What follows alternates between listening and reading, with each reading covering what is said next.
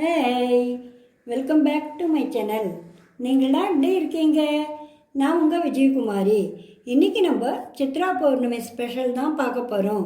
இன்றைக்கி நம்ம பார்க்க போகிற ரெசிபி சத்யநாராயண பிரசாதம். இது பாலும் தண்ணியும் சேர்ந்து வாழைப்பழம்லாம் சேர்த்து பண்ணுறது. ரொம்ப டேஸ்ட்டாக இருக்கும், சுலபமாக பண்ணிடலாம். இப்போ எப்படி பண்ணுறதுன்னு பார்க்கலாம். ஸ்டவ் ஆன் பண்ணி ஒரு பாண்ட்லி வச்சுருக்கேன். அதில் ஒரு ஸ்பூன் நெய் விட்டுக்கலாம். இப்போ நெய் காஞ்சி எடுத்து இதில் சின்ன சின்னதாக கட் பண்ண முந்திரி பருப்பு போட்டு வறுத்துக்கலாம். உங்களுக்கு எவ்வளோ தேவையோ அவ்வளோ போட்டுங்க.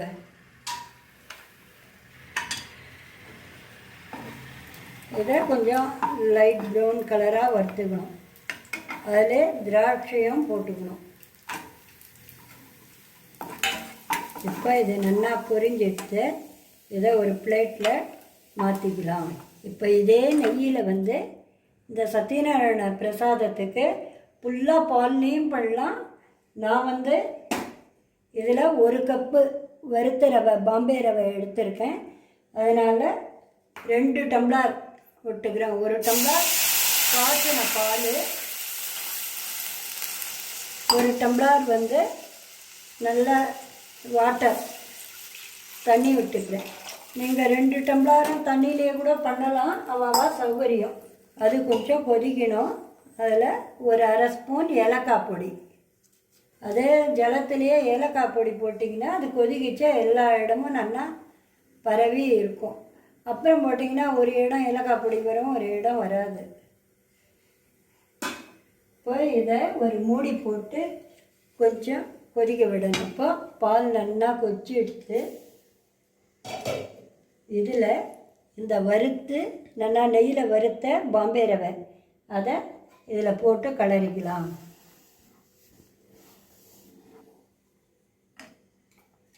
அதுலேயே ஒரு பழுத்த வாழைப்பழம், அதை சின்ன சின்னதாக கட் பண்ணியிருக்கேன். நீங்கள் எந்த பழம் வேணாலும் போட்டுக்கலாம். அதையும் இதில் போட்டுக்கலாம். இப்போ இதை கலரி விட்டு இது ஒரு 5 நிமிஷம் நல்லா வேகணும். அதனால் நம்ம மூடி போட்டு மூடி வச்சு வேக விடலாம். இது 2 நிமிஷம் நல்லா வெந்தெடுத்து இதை ஒரு கலரி விட்டுடலாம். இதை நல்லா மிக்ஸ் பண்ணி விட்டுட்டு நீங்கள் எந்த கப்பில் எடுத்துக்கிறீங்களோ, நான் இந்த கப்பில் 1 கப்பு பாம்பே ரவை எடுத்தேன். அது நீங்கள் எதில் ரவை எடுத்துக்கிறீங்களோ அதிலே 1.5 கப்பு நாட்டு சர்க்கரை எடுத்துருக்கேன். நீங்கள் வெல்லமும் போட்டுக்கலாம், ஒயிட் சுகரும் போட்டுக்கலாம். இது பிரசாதத்துக்கு நான் சர்க்கரை வேணான்னு இதில் நாட்டு சர்க்கரை போட்டுக்கிறேன். 1.5 கப்பு நாட்டு சர்க்கரை. எதில் ரவை எடுக்கிறீங்களோ அதிலே மெஷர்மெண்ட் பண்ணிக்கோங்க. அதை போட்டு நல்லா மிக்ஸ் பண்ணி விட்டுடணும். சத்யநாராயண பிரசாதத்துக்கு கோதுமை ரவை, இந்த பாம்பே ரவை இதெல்லாம் இதில் தான் பிரசாதம் பண்ணுவேன். நான் ஏற்கனவே என் சேனலில் கோதுமை ரவை அல்வா போட்டிருக்கேன். இப்போது அதனால் இந்த சத்யநாராயண பிரசாதத்துக்கு பாம்பே ரவையில் உங்களுக்கு பண்ணி காமிக்கிறேன். இப்போ இதை நல்லா மிக்ஸ் பண்ணியாச்சு. இதில் இந்த ஸ்டேஜில் ஒரு 2 ஸ்பூன் நெய் விட்டுக்கணும்.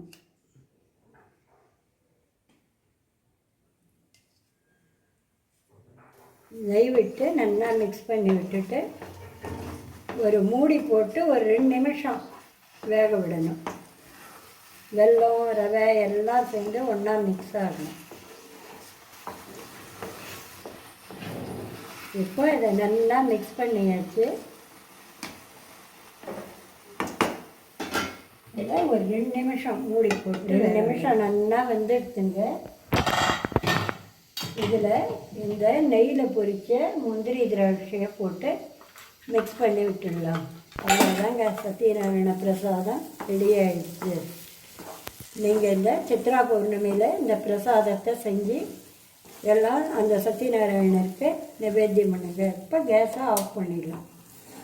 பிரசாதம் ரெடி. சுவையான சத்யநாராயண பிரசாதம் ரெடி.